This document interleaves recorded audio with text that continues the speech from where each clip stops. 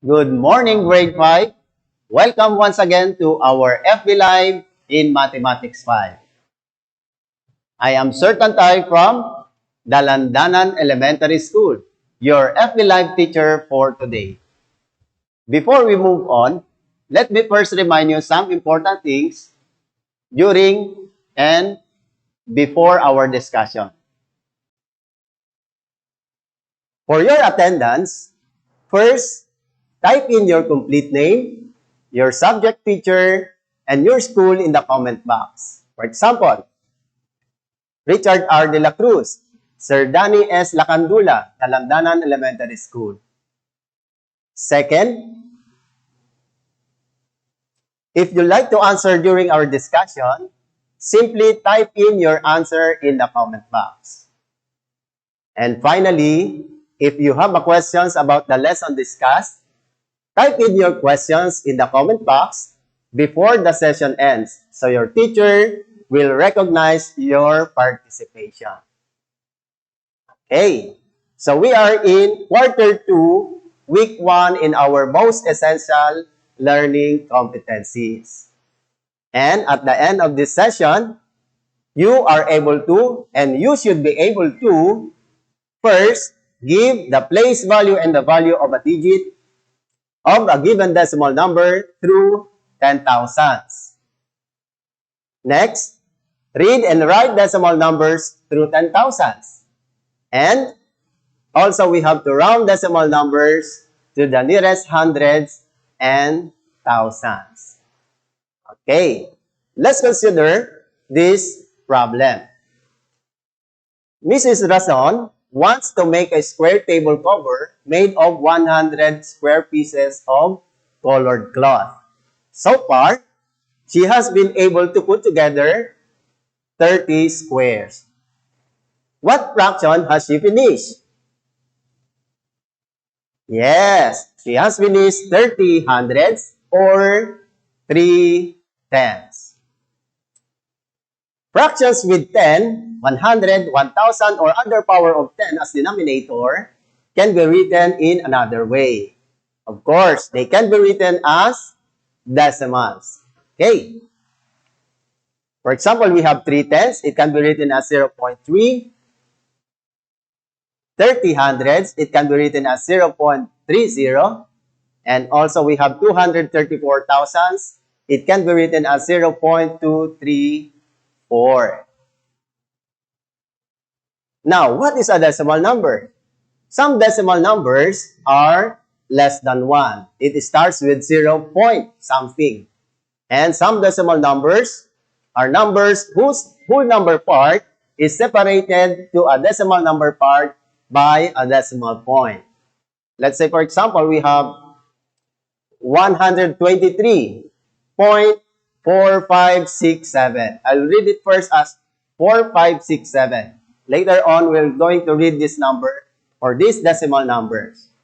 In this example, we have 123 is the whole number part, and 4567 is the decimal number part. And these two set of numbers is separated by the decimal point.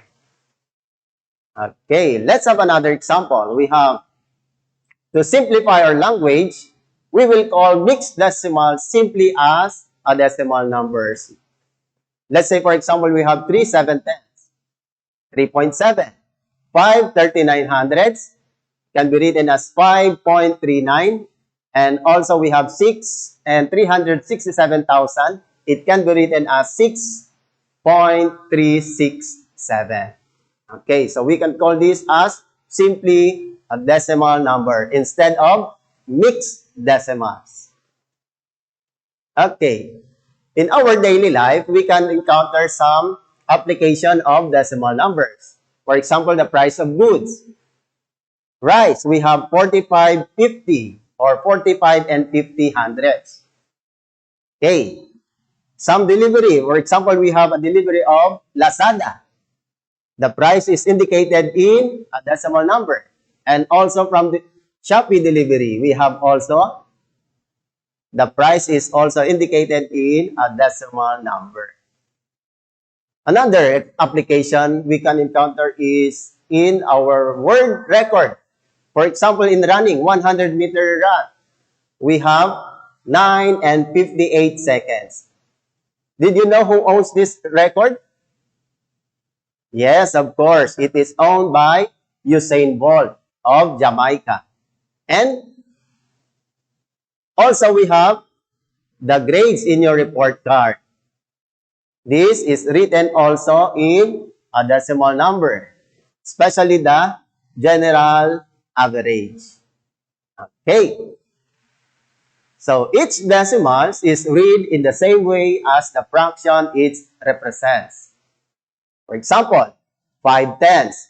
5 tenths can be written as 0.5 and 0.5 can be read as 5 tenths.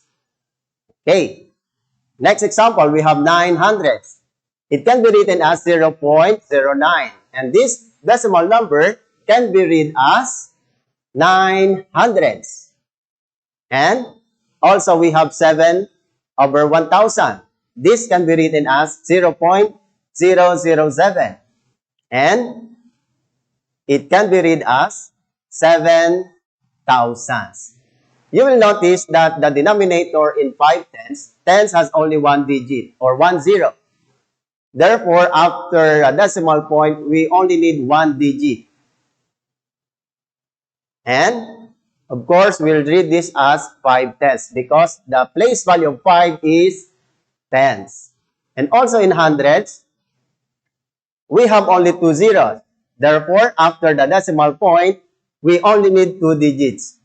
You will notice that 9 has only one digit. Therefore, we need to add 0 before 9 to have a 2-digit decimal numbers. And we will read this as 9 hundredths. Also in 7 thousandths, thousands has 3 zeros. Therefore, after the decimal point, we need to have 3 digits. In order to hold the place value, we need to add 2 zeros before 7. Okay. Now, let's try this example. How will you read 1.6 as a decimal number? Okay. So if your answer is 1 and 6 tenths, you got it correct. Very good. How about this one? 12.65. How can we read this decimal number? Okay. All right. If your answer is 12 and 65 hundredths, then you are again correct. How about this one? The third example, 97.623. Okay. So we can read this as 97 and 623 thousandths. Okay, so the place value of 3 is thousandths. Therefore, we need to affix the place value of the last digit, which is thousandths. Next one, 101.6029.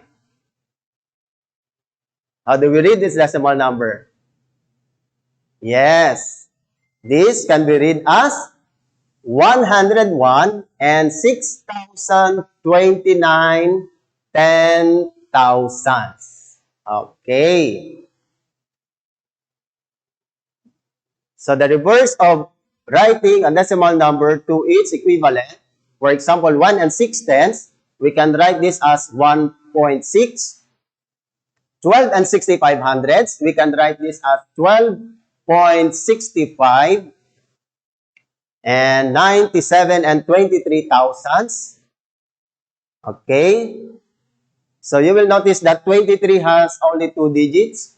Therefore, we need to add 0 before 23. The answer is 97.023. And also, we have 101 and 6,029 ten thousandths. You will notice that the last place value is 10,000. Therefore, we can write this as 101.60 to 9. Okay. Now, let's compare these two problems. The first one is 1 and 110,000. And the second one is 1 and 110,000. What can you say about the two problems? Is there a difference between the two? Yes. In number 1, 110 is the decimal number. And the thousands is the place value of the last digit. And in number 2, 100 is the decimal number. And 10,000 is the place value of the last digit. So in number 1, we can write this as 1.110. And in number 2, we can write it as 1.0100. Okay, so in number 1, we have 3 decimal places in thousands, while in number 2, we have 4 decimal places. So there is a difference between the two. Okay, now, let's try another example. Okay, so 9.03. This can be read as, of course, 9 and 3 hundredths. The last digit is 3 and the place value of 3 is in hundreds. Therefore, we need to add the word hundreds in the last part after 3. So 9 and 3 hundredths. Next one, 76.620. So we can read this as 76 and 620 thousands. Again, the last digit is 0. And the place value of 0 is thousands. So you will notice that thousands is written after 620. Okay. Next, 50.4. We can read this as, okay, correct. We can read this as 50 and 4 tenths. The last digit is 4 and the place value of 4 is tenths. Therefore, we have 50 and 4 tenths. Next, 3.707. And we can read this as, of course, 3 and 707 thousands. The place value of the last digit 7 is thousands, of course. So we need to add thousands in the last part of 7. Okay. So how do we read decimal numbers then? Okay, the first step is, of course, read first the whole number.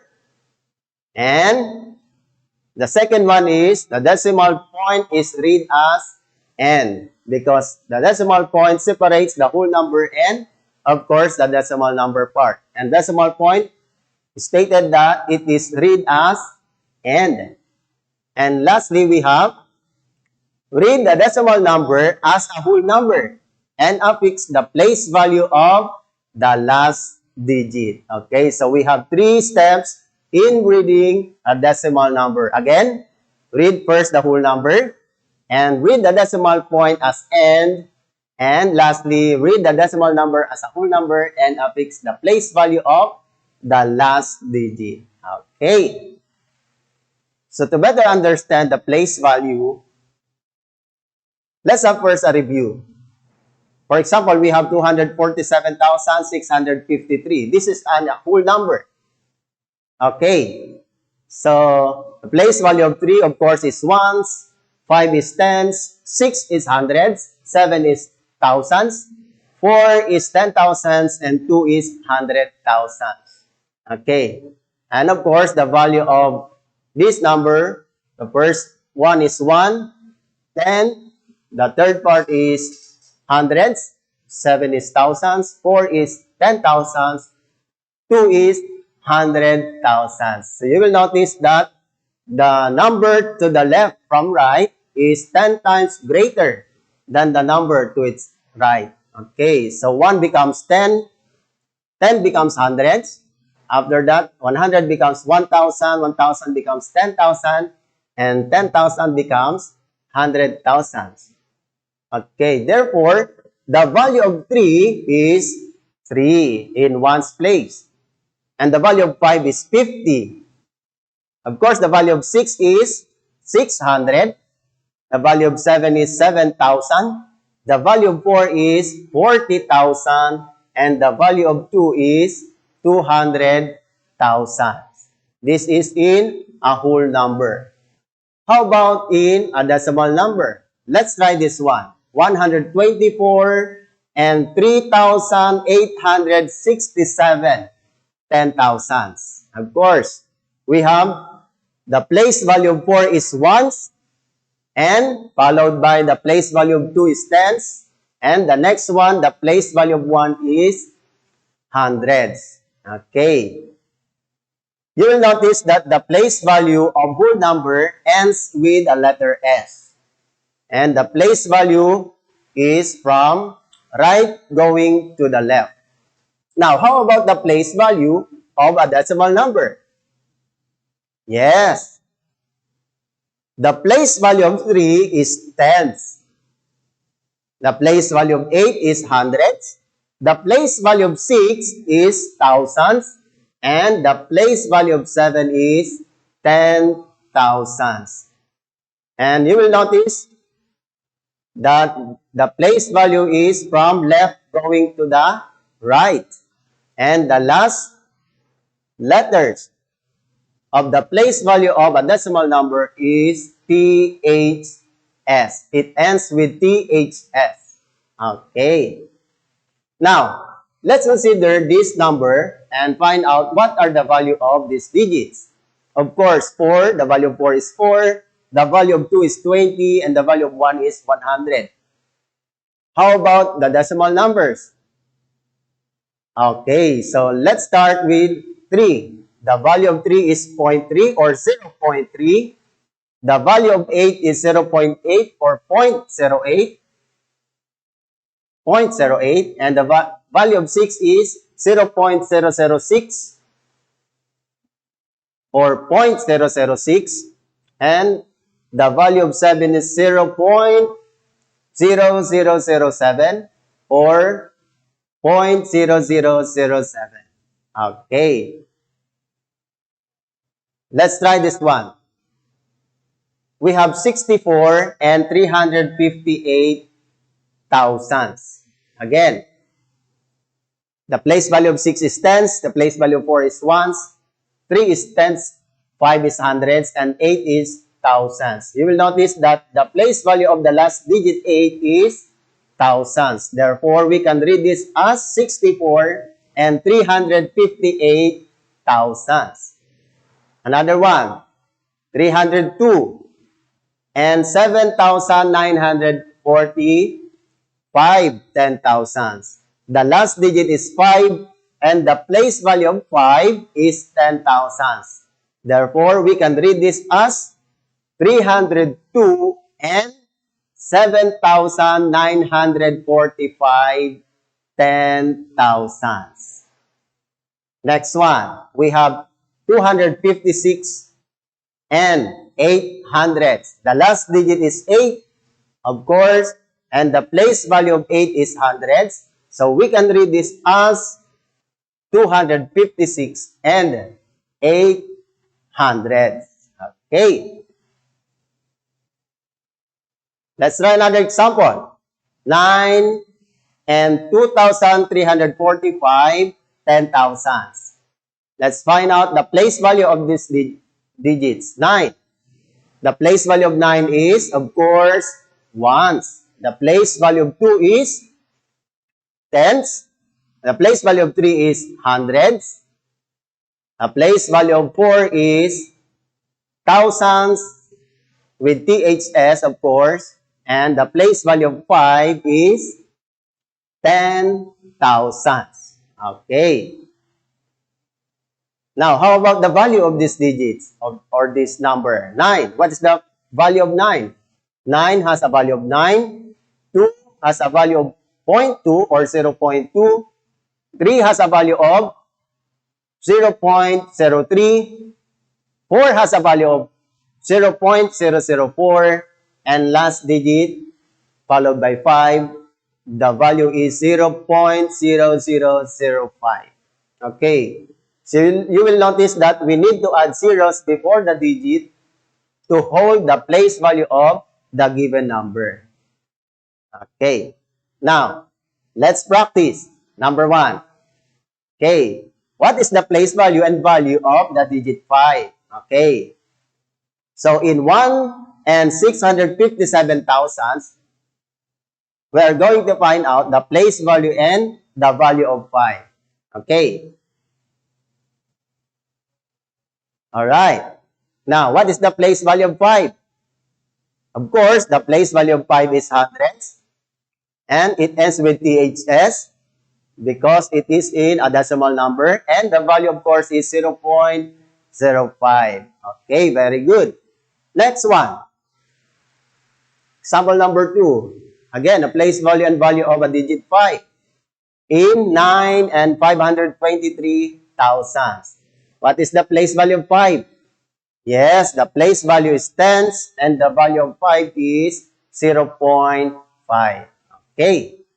Now, this time, I'll give you 30 seconds to answer the table. And you are going to find out the place value and value of the three numbers. In number 1, 2, and 368 thousandths.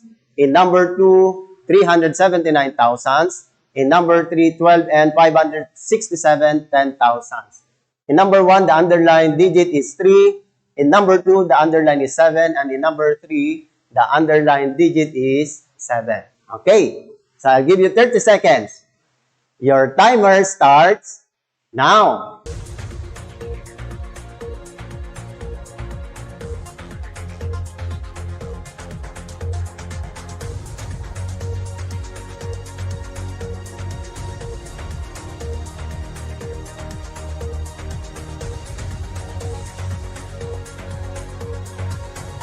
Last 10 seconds.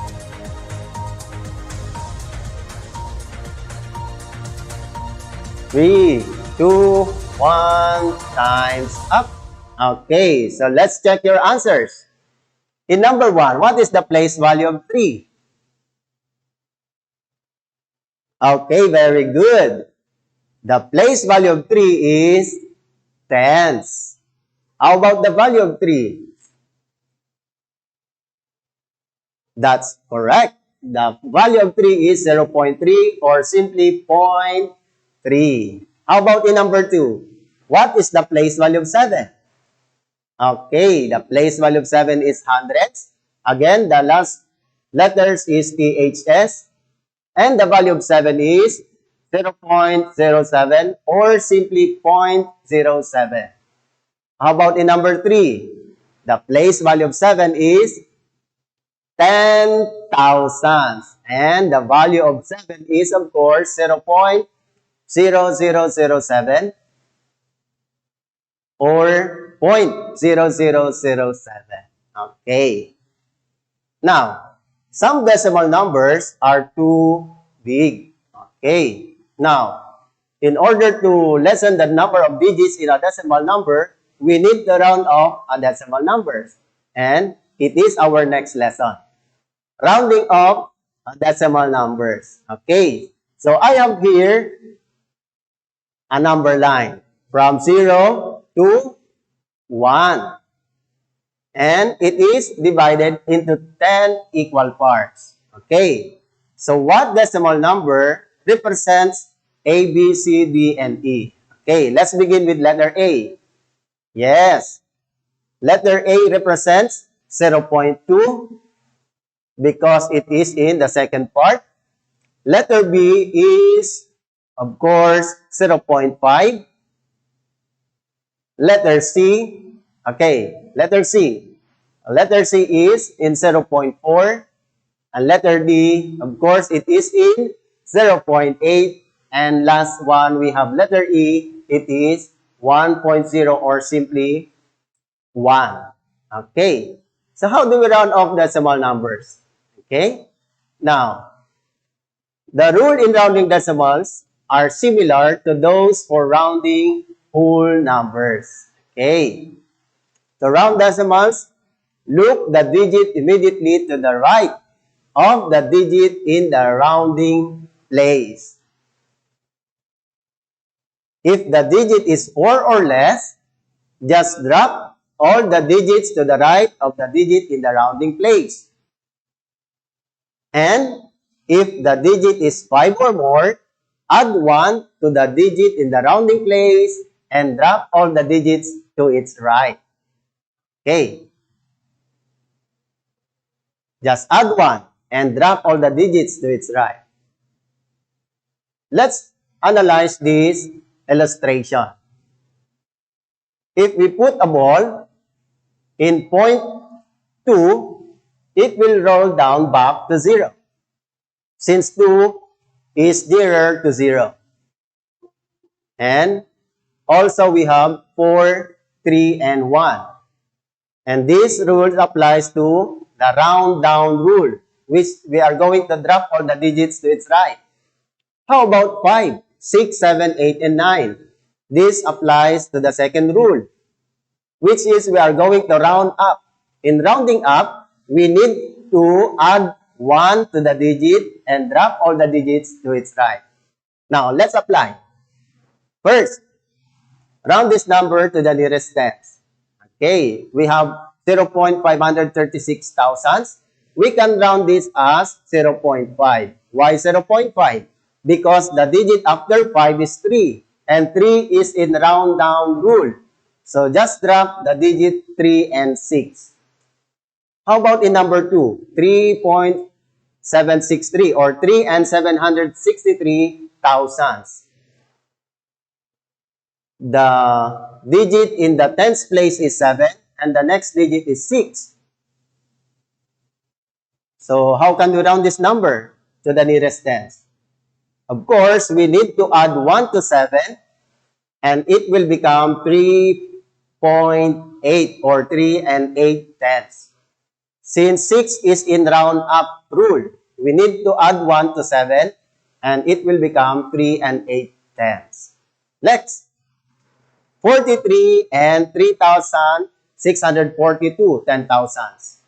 The digit in tens place is 3 and the next digit after 3 is 6. Again, we need to, of course, round up. Therefore, the result will be 43 and 4 tenths. We need to add 1 to 3 since the next digit after 3 is 6. Okay, so answer is 43 and 4 tenths. How about in hundreds? Okay, so in hundreds, we need 2 digits after the decimal point. In number 1, 536 or 536 thousandths. We can round this as 0.54 or 54 hundredths. Because the digit after 3 is 6 and we need to add 1 to 3, it will become 4. So the answer is 0 and 54 hundredths. Next one, we have 3 and 463. The result will be what? Yes, of course, we have 3 and 46 hundredths. And the third example, we have 1 and 8,473 ten thousandths. The result will be, of course, we have 1 and 85 hundredths. So we need to add 1 to 4. It will become 5 because the digit after 4 is 7. And it is in round up rule. Okay. Next. How about in rounding decimals to the nearest thousandths? Okay, this time, we need 3 digits after the decimal point. Okay, so we have the digit in the thousandths place is 6 and the digit after 6 is 7. So we need to add 1 to 6. It will become 0.537 or 537 thousandths. Next one, 3 and 4,639 ten thousands. The digit in thousands place is 3, and the digit after 3 is 9. So therefore, we need to add 1 to 3, and it will become 3 and 464 thousands. Last one, 43 and 3,642 ten thousands. Okay, so we can round this to the nearest thousands as, of course, we have, very good, 43 and 364 thousands, or 43.364. Okay, now again, let's have an activity. Another, we have 30 seconds to answer this activity. Round each number to the nearest hundreds and thousands. In number 1, 2, and 3,684 ten thousands. In number 2, 3,795 ten thousands. And in number 3, we have 12 and 567 ten thousands. Okay, are you ready? All right. Your 30 seconds starts now.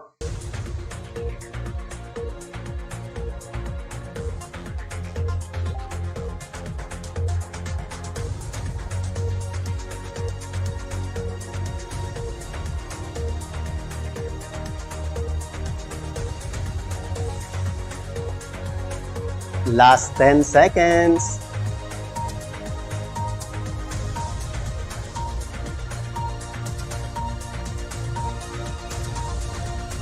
Time's up. Okay. Let's check your answers. Grade 5, what is the answer to the nearest hundreds? Okay, if your answer is 2.37, then you are definitely correct.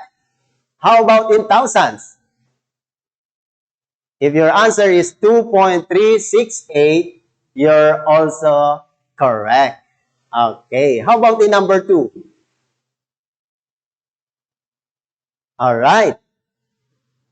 The answer is, of course, 0.38. We need to add 1 to 7, and it will become 8. How about to the nearest thousands? Of course, we have 0.380.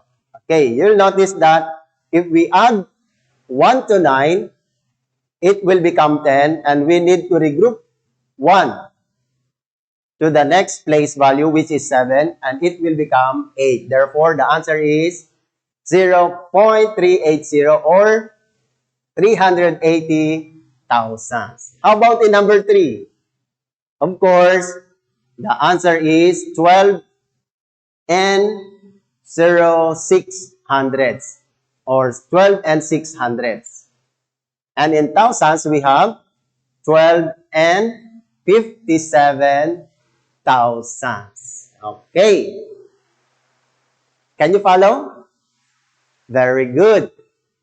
Now, this time, it is in our question and answer. Okay. There's one question from Disciplina Village Elementary School. The question is there a possibility that in rounding decimal numbers with different place value will have the same result? Okay. Yes. Let's have an example. For example, we have 3.995. And if we round this number to the nearest tens and nearest hundreds, we will have 4.0. And to the nearest hundreds, we have 4.00. Zeros after the decimal point has no value. Therefore, we have an equal number. 4.0 is equal to 4.00. So we have the same result. Okay. Are there any questions? Okay, some of your questions will be answered by your class advisor for the follow-up tomorrow. Okay, so always believe grade 5 in yourself because we all know that even the hardest problems have a solution. Never say I can't. Always say I'll try. And thank you.